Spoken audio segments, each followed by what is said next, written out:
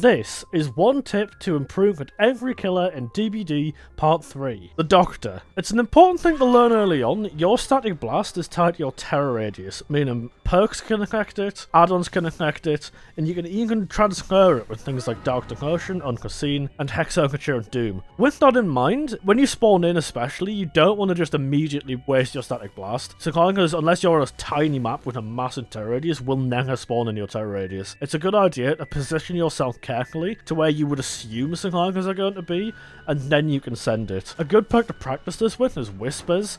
Generally speaking, not a very good perk, but it detects Synchronicers within 32 meters, and that's how big your base terror radius is. So if you see that perk light up, you know you can send a static blast and get some screams, get some tear-ups, and find out where people are. The Huntress. On some short, tall loops, a lot of Huntresses will respect and try to throw a hatchet, or they'll wind up on the corners, and it just never tends to work.